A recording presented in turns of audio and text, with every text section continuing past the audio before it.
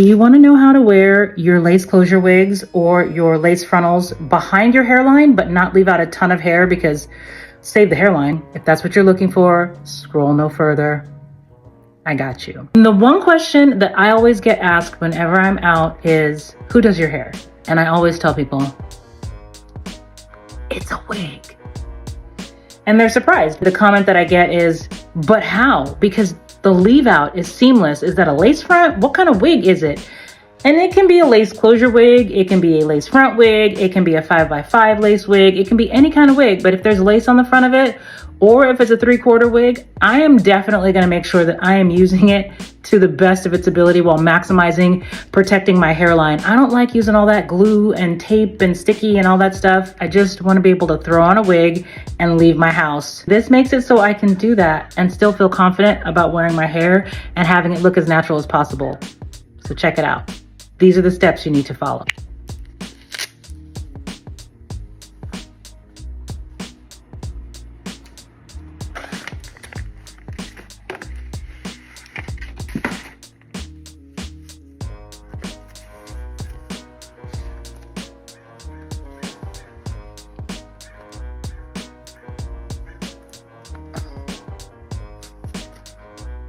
Wig clips underneath the wig grip, not in your hairline. Don't do that. Respect the hairline. Then I'm gonna make sure I have everything covered and pulled as close to my natural hairline as possible after I get those clips secured in.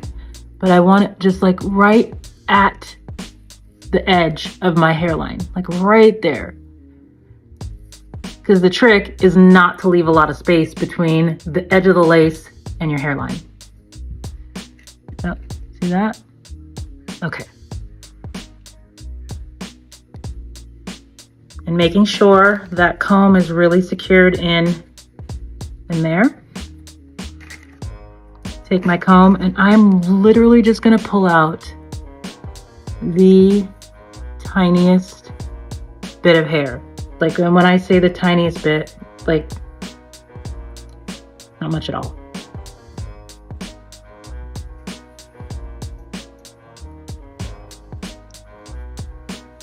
Just pulling it out where it's gonna frame around my hairline and blend with my fingers just to make sure it's in there. And then I can see a little bit more there. My hair is really thin in the front, so this trick really helped me because I don't have a ton of hair in the front, but I wanted to make sure I was covered.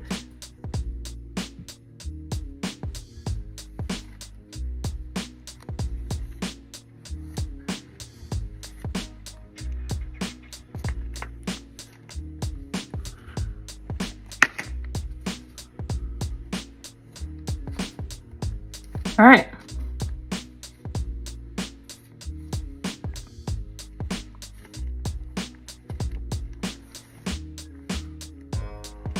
My hair is done in like 2 minutes. You cannot tell me that this doesn't look like a sew-in, right? Like the little scalp in there. See that? Looks like scalp because I've put a little makeup on the lace there. And then the fun part is like, if I'm feeling different throughout my day, I can do that and you're not gonna see any lace. And it makes the wig move in a lot more natural of a way. And you know, I didn't even leave any out on this side here. I don't think so. Let me pull a little bit out here.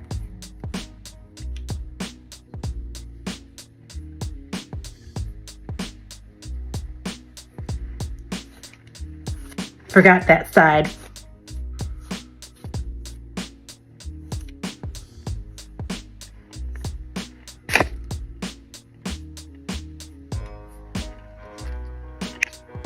I know it looks crazy, but it looks like I have like antenna on my head, like I'm a bug. But this is literally all the hair that I left out to do that little style that I just showed you. So if you're feeling more of an updo, same principle, same amount of hair that I'm leaving out, This is just an inexpensive old wig that I've had laying around for a little bit, right? So when they get kind of dusty, after I've washed them a few times and they're not as curly as I'd like for them to be, I will usually turn them into a messy updo. This one here, yes, one of my favorites. And I like it because it's got that honey blonde in it that I love so much. So there are no combs on this wig, so it is Jesus take the wheel the entire time you wear it. That's why I always like to make sure I got my wig grip cap on. So here's that. I'm gonna find my little hairs that I already had out from before. I'm gonna make sure this sucker is sitting where I want it in the front and in the back.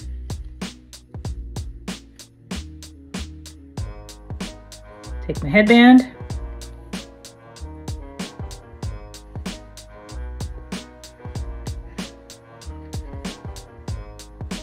And so that hair that I had pulled out in the front, it's sitting on top of the band here, which is giving it more of a realistic look in the front of my hairline, so you don't see where this all around here is coming through.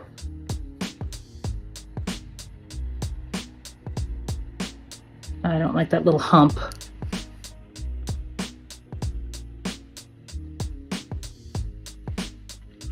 And if you wanted to use a few bobby pins, you definitely could, but I've never ever had a problem doing this way. My wig has never fallen off. My headband is nice and secure on there, so it's adding that extra layer of hold, but this is the back. You can see I've got this. And if I wanted to, I could pull a little bit of hair out in the back too, but I don't really need to because this is doing a good job covering everything the way that I need it. And I have the perfect messy updo. And that's how I use my wig grip, my wig, and the tiniest amount of my very thin edges in order to create styles that look seamless and blend perfectly with my wig behind my hairline every single time.